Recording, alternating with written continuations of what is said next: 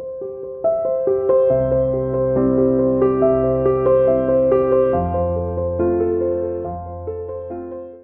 so I'm here with All Dan right. Vollrath. Dan, do you mind introducing yourself so that everybody knows what contributions you're making to the Institute for Habits of Mind and to your classroom, of course? Yes. So I'm a consultant with the Habits of Mind Institute, and I am in the classroom as well. I teach at a high school in New Jersey, and I'm a special education teacher. I work in-class support setting and resource room setting.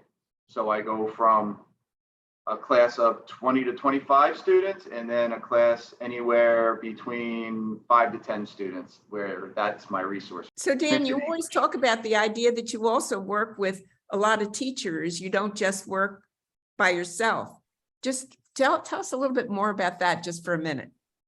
So with the other teachers I work with, around the building, we're trying to make the idea of infusing habits and skills into the curriculum in order for students to be productive in the classroom. And what we do is we have a lot of discussions and workshops where, or PLC time, where we get together and we just talk about what it looks like, how it's working, why it's working, some activities that teachers are putting into place. And it's been very effective as a school-wide. It's been very effective. And then in the classroom, when I'm in the classroom with my teaching partner, we work together, and we always include habits of mind within our lessons, no matter what it may be. There's always a point within the lesson where we can bring in a habit of mind. And the teachers I'm working with are loving it. So I'm sorry, I don't mean to interrupt you. I was just trying to talk with you a little bit about this exciting new blog that you just did, which we will attach to this particular video and blog that you did. Tell us about how that came to you. Like, you started to tell me a little bit about it. The kids were coming back last year. They were fresh into school again. Say just a little bit more about that. Sure. And it's something all of us teachers can connect with because we've all been through it. So we can all empathize with the idea of our students coming in after 2-3 years of COVID. The pandemic hit, and that first year from March on, kids were out, they were all remote. Then we had the second year where they could either go hybrid or they can come in full into the classroom. So they could be from home or they could be in the classroom. It depends what they chose. And then last year was a year where all students came back. All students came back. We still had masks on. And what I found was that a lot of students were coming in with a lot of apprehension, anxiety, stress. They didn't know what to expect. A lot of students were coming from the junior high right into the high school without the full experience of having that transition time. So what I decided to do was have questions of the day. So instead of jumping right into content each and every class, my focus was on their emotional states. And in order for their ability to be successful in the classroom, and in order for that success to happen, we need to make sure that students are emotionally ready to go, are emotionally stable, are emotionally in tune with themselves, their behaviors, how they feel. So a really effective strategy that I put into play was the idea of questions of the day. So last year, it just started with questions that we just had just in general to bring everybody together, to build rapport. So for example, one might be, what are 3 words that describe you best? Or what is your favorite ice cream? What's your favorite Halloween candy? If you could go to one place anywhere in the world, where would it be?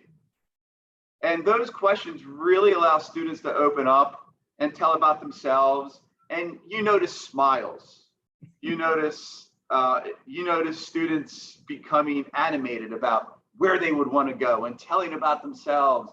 And you notice students describing themselves, and it brought students together in a way that I've never seen before. And it allowed learning to just magically happen and kids to be not anxious, I mean, not stressed, whatever you may call it, but there just seemed to be a very nice synergy within my classes. So Everybody when I think about what you're saying, it sort of says to me what people refer to as joy. There was Yes. something joyful that happened when you opened it up in that way. And so Yes. how did you then continue to do that in relationship to how you are dedicated to the habits? Yes, what I found was I like to use the word charisma. I love that word in the classroom, and I find charisma, it's the ability to influence and attract others into what we're doing. And those were the questions, and they were loving it. There was a charisma within the classroom, and I was digging it. I was loving it. I'm like, oh man, this is awesome. And then I was saying to myself, but one thing I find missing is the idea of productive behaviors and habits. Like, they were in place, but not the way they were before the pandemic. So it was very important to bring them back. Yes, we're taking care of the emotional states of mind and their stress and anxiety, but we still need to bring those habits into place. So this year I came up with a really fantastic idea. I went through each habit of mine and I came up with 5 questions of the day for each habit of mine. And this year, what I did, so I started off the year with introducing the habits of mind the first week in September, introducing all 16, what they were. We did some preliminary activities. We jumped into discussion. And then after that first week, I went with a habit of mind each week. And what I would do is I would grab a habit of mind question from the habit of mind for the week. So for example, week 1 was persisting. So each day we come into class and we would have a question of the day on persisting. The next week we'd come into class, we'd have a question of the day on managing impulsivity. So it worked very well with having these habits of mind questions for the day. So for example, a question of the day for the week of gathering data through all senses, I believe that was the 5th week. So gathering data through all senses, one was, okay, what sight gives you a calming feeling? So kids think about that and they say, oh, a beach. That gives me a calming feeling. When I go to the beach and I step on that beach and I have that salty air, that makes me feel good. Oh, the mountains. When I go up to the mountains, that fresh air hits me and I feel like a new person. A candle, a buttercream candle, something along those lines. I'm like, oh, that's interesting. Yeah. And one girl even told me the smell of Lowe's. When I walk into Lowe's, that smell, and I'm like, oh, that's interesting. So it allows people to connect with each other in different ways and find, wow, that's interesting, Lowe's. Oh my gosh, I would have never thought of that. And then, when kids go into Lowe's, they're like, oh, I know that smell. I know that smell. So it builds connections, relationships, and I feel that it's effective because it's based on the habits of mind. And we're talking about that habit. So I always introduce it like that. Okay, today we're going to take one from gathering data through all senses. What's your favorite smell? And then we go about it and we talk about it. But the other part that's very unique that I found happened to me last week that was so valuable was it wasn't a week for this habit of mine, but I threw it in there anyway because we're learning all 16. But we don't want to overwhelm students with all 16. But when they come into place in the classroom, it could be a wonderful learning experience. So lots of times what I'll do in a transition to an activity, if I find a habit of the mind that connects, we'll bring it up. So for example, last week there was in my resource room where there's 8 students. All students were sitting there. We were getting ready to read Catcher in the Rye. And I usually read it out loud or they read independently. And I said, let me try something. Why don't we all read out loud? We grab a page and read it. So I started out with the question of, on a scale of 1 to 10, asking all the students, on a scale of 1 to 10, 1 being the lowest, 10 being the highest, where do you rate yourself on how impulsive you feel when reading in front of others? So they all held up their hands.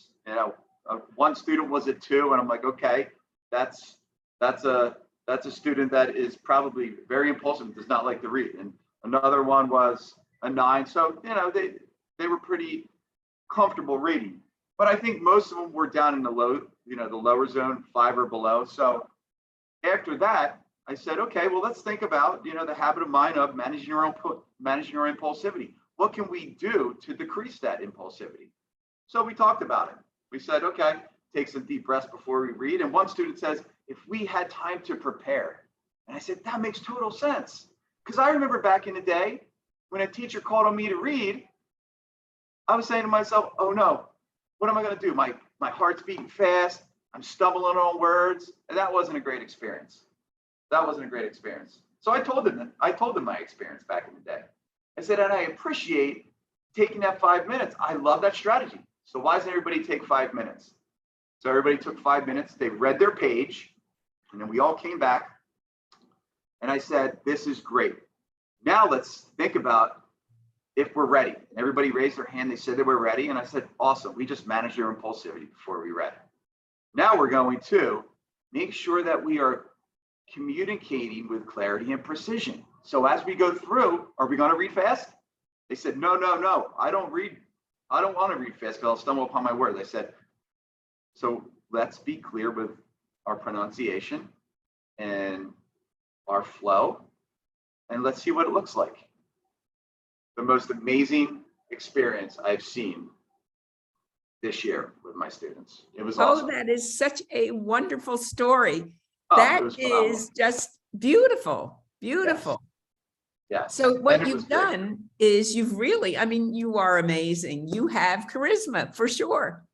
And what you're really talking about here then is how you moved from introducing 16 habits in some activities.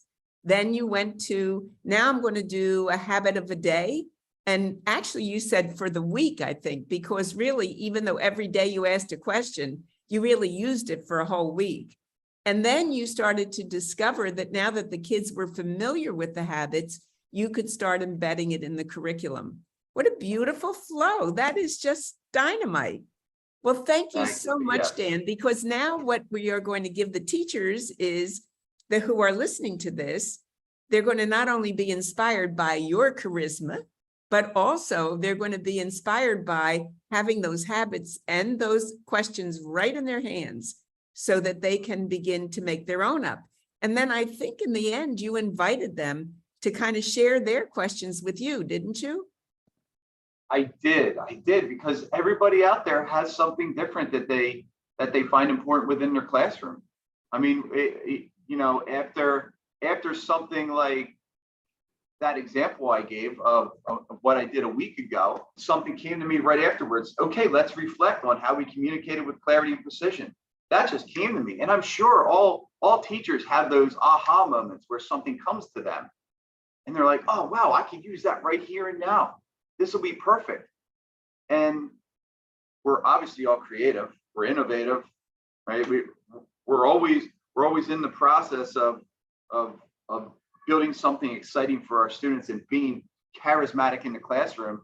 And when these questions come into your mind, I would love to have more questions of the day.